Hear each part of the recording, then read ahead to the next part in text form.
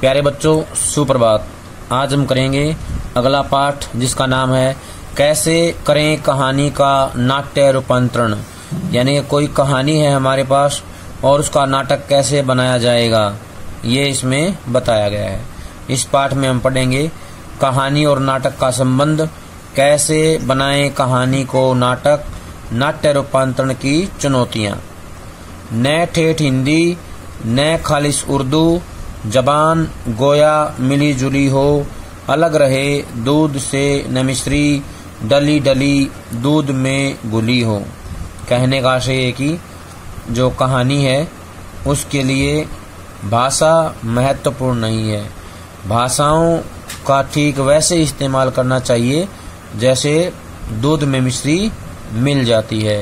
यानी कि किसी भी भाषा के शब्द क्यों ना हो, उन्हें उस भाषा में मिला दिया जाए तो एक सुंदर भाषा बन जाती है।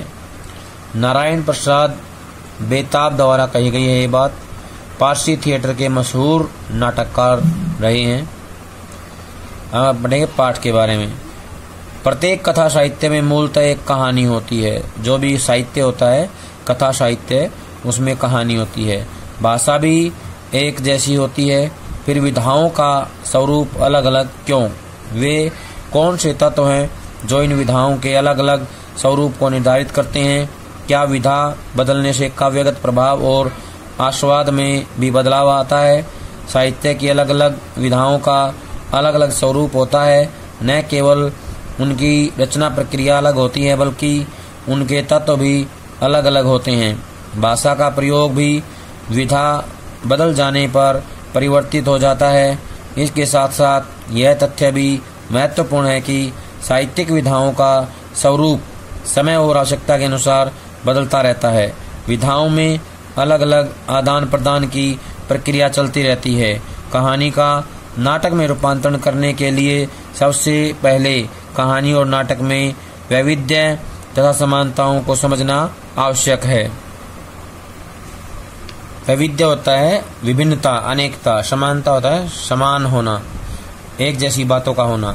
इसके लिए हमें नाटक की विशेषताओं को समझना होगा। जहाँ कहानी का संबंध लेखक और पाठक से जुड़ता है, वहीं नाटक लेखक, निर्देशक, पात्र, दर्शक, श्रोता एवं अन्य लोगों को एक दूसरे से जोड़ता है। चूंकि दृश्य का स्मृतियों से गहरा संबंध होता है, इसलिए नाटक एवं फिल्म को लोग देर तक याद रखते हैं।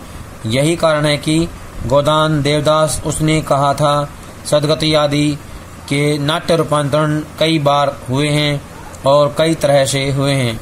कहानी कही जाती है या पढ़ी जाती है। कहने का आशय है कहानी पढ़ने या कहने के लिए होती है। नाटक मंच पर प्रस्तुत किया जाता है। नाटक को मंच पर अभिनेता अभिनय द्वारा प्रस्तुत करते हैं। मंच सज्जा होती है, संगीत होता है, प्रकाश व्यवस्था होती है। समानता यह होती है कि कहानी और नाटक दोनों में एक कहानी होती है, पात्र होते हैं, परिवेश होता है, कहानी का क्रमिक विकास होता है, संवाद होते हैं, द्वंद्व होता है, चरम उत्कर्ष होता है। इस तरह हम देखते हैं कि नाटक और कहानी की आत्मा के कुल कुछ मूल तत्व एक ही होते हैं। यह आवश्यक है कि कुछ मूल तत्व जैसे द्वंद्व नाटक में जितना और जिस मात्रा में आवश्यक है उतना संभवतः कहानी में नहीं है। कहानी को नाटक में रूपांतरित करने के लिए सबसे पहले कहानी की विस्तृत कथा वस्तु को समय और स्थान के आधार पर विभाजित किया जाता है। हम जानते हैं कि कथा वस्तु उन घटनाओं का लेखा जोखा है जो कहानी में घटती हैं। हम यह भी जानते हैं कि प्रत्येक घटना किसी स्थान पर किसी समय में घटती है। ऐसा भी संभव है कि घटना स्थान और समय विहीन हो। कहानी कथा वस्तु यानी कथानक को सामने रखकर एक एक घटना को चुन चुनकर निकाला जाता है और उसके आधार पर दृश्य बनता है। कथा वस्तु या कथानक कहानी का केंद्रीय बिंदु कहलाता है। क्या कहलाता है? कहानी का केंद्रीय बिंदु। 1 नंबर के लिए याद रखना है, कहानी का केंद्रीय बिंदु किसे कहते हैं? कथानक या कथा वस्तु को। तात्पर्य यह है कि यदि एक घटना एक स्थान और एक समय में घट रही है तो वह एक दृश्य होगा। ईदगाह कहानी के संदर्भ में देखें तो इसके आरंभ में लेखक ने मेले को लेकर बच्चों के उतावलेपन और कुतूहल का लंबा मनोवैज्ञानिक चित्रण किया है। इसके लिए पहले दृश्य में गांव के उस हिस्से को फोकस कर रहे हैं या कर सकते हैं जहां बच्चे भागदौड़ कर रहे हैं, तैयार हो रहे हैं, बार बार अपने पैसे गिन रहे हैं और टोली के निकलने की राह देख रहे हैं। पहले दृश्य का अंतिम हिस्सा हामिद और उसकी दादी अमीना पर केंद्रित हो सकता है और उसके संवाद दिए जा सकते हैं।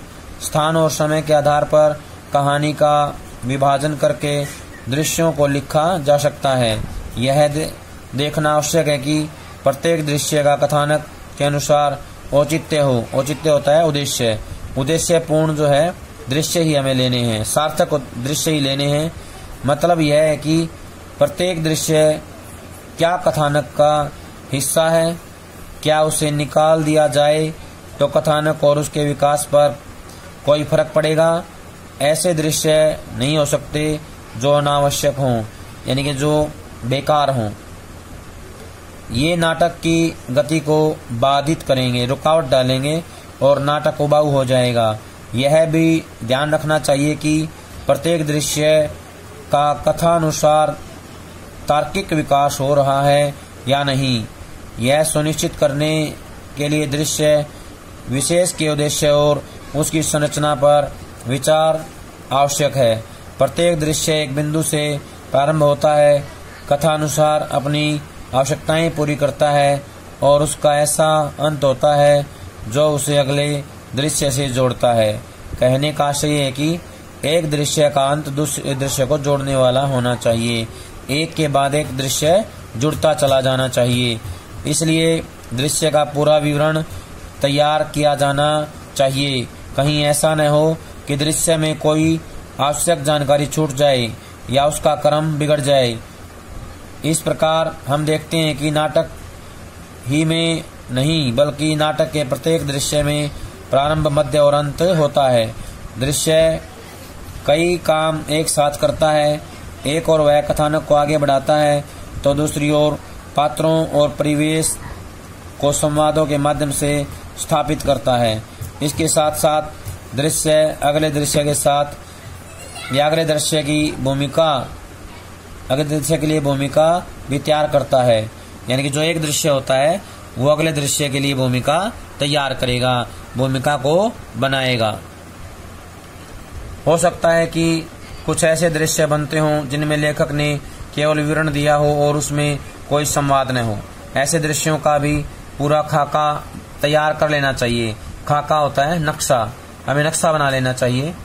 यह अवश्य देखना चाहिए कि जानकारियां, सूचनाएं और घटनाएं दोहराई न गई हों, रिपीट नहीं होनी चाहिए। किसी घटना को रिपीट नहीं करना है। दृश्य निर्धारित करने के बाद दृश्यों और मूल कहानी को पढ़ने से यह अनुमान लग सकता है कि मूल कहानी में ऐसा क्या है जो दृश्यों में नहीं आया। लेखक द्वारा परिवेश का विवरण या परिस्थितियों पर टिप्पणियां प्रायः दृश्यों में ढल नहीं पाती। यह देखना आवश्यक है कि परिस्थिति, परिवेश, पात्र, कथानक से संबंधित विवरणात्मक टिप्पणियां किस प्रकार की हैं। विभिन्न प्रकार के विवरणों को नाटक में स्थान देने के अलग अलग तरीके हैं। उदाहरण के लिए विवरणात्मक टिप्पणी यदि परिवेश के बारे में है तो उसे मंच सज्जा के अंतर्गत लिया जा सकता है या पार्श्व संगीत के माध्यम से व्यक्त किया जा सकता है। विवरण यदि पात्रों के बारे में है तो उन्हें संवादों के माध्यम से निर्धारित दृश्यों में उचित स्थान दिया जा सकता है। कहने का तात्पर्य यह है कि कहानी में व्यक्त महत्वपूर्ण सूत्र नाटक के स्वरूप के अनुसार अपनी जगह निर्धारित कर लेते हैं। दृश्य निर्धारित हो जाने पर यह अनुमान लगाया जा सकता है कि दृश्य की सभी आवश्यकताओं को पूरा करने वाले तथा दृश्य के क्रमिक विकास को सुनिश्चित करने के लिए पर्याप्त संवाद हैं या नहीं।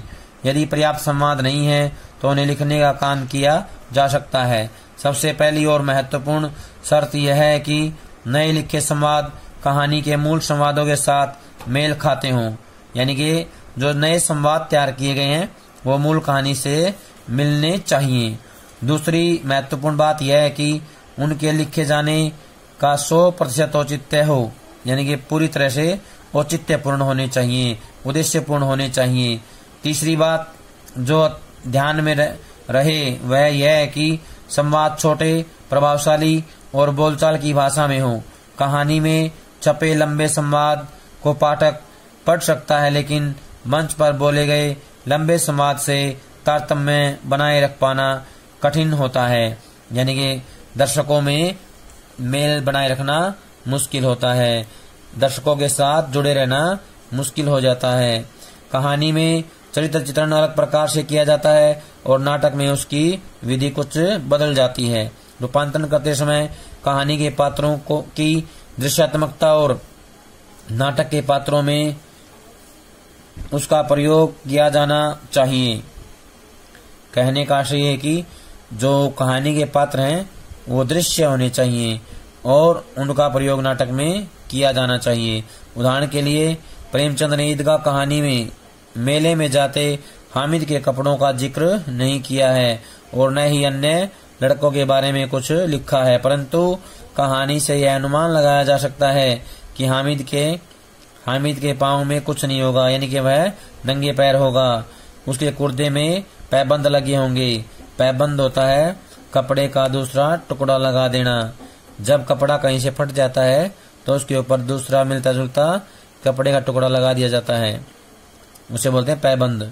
पैबंद लगे होंगे, जबकि अन्य लड़कों के कपड़े उनकी अच्छी आर्थिक स्थिति के सूचक होंगे। संवाद को नाटक में प्रभावशाली बनाने का अगला तरीका अभिनय है, जो प्राय निर्देशक का काम है, पर लेखक भी इस ओर संकेत कर सकता है।